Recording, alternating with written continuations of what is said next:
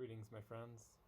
My time in the Air Force has really helped me appreciate how aviation can teach us a lot about dealing with life's challenges.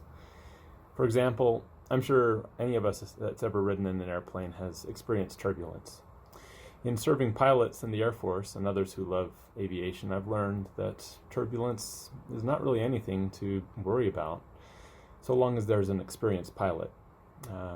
A beginner might think that times where the plane is being rocked about by these abrupt changes in air movement, in those times that it's time to kind of power up and blast through it, that increasing speed will shorten the amount of time that is spent in the area of turbulence. However, experienced pilots know that the best strategy to deal with turbulence is actually to throttle back, to reduce speed, to ride it out. Well, in times where we find stress and discomfort increasing, it never ceases to amaze me how often I find people, including myself, trying to kind of outrun their discomfort, trying to power through the challenging time instead of being willing to just acknowledge that they are only making themselves miserable, burning themselves out, and making life miserable for everyone around them. So, in times of turbulence, really trying to blast through the challenge actually amplifies the turbulence and can even result in the loss of control of the plane. So I hope that this analogy is pretty clear, that the more that we overschedule and overwork ourselves in these times of distress is the more that we will increase our frustration, decrease our sense of happiness and our sense of well-being.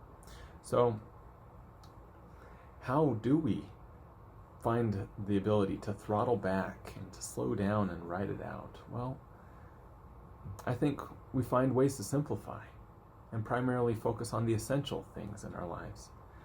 By focusing on life's fundamentals, it's almost like putting on a good pair of glasses where we can see things for what they really are. We can see that all the fluff that we tend to add into our life really doesn't matter. And allowing that realization to sink deep into our lives, I think we really increase in courage to let those things fall out of our lives or to let the essential things kind of just fall into their rightful place.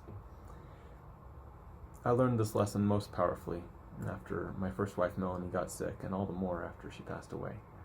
A lot of the things that I thought had been important really faded in their significance. I boiled away all the junk, and what was left? Faith and fellowship with family and friends. Focusing on these priorities has really helped. It's brought me great joy and has soothed me in my own times of turbulence. And so my hope is that we can all find peace and the peace-filled joy inherent in working to simplify our lives.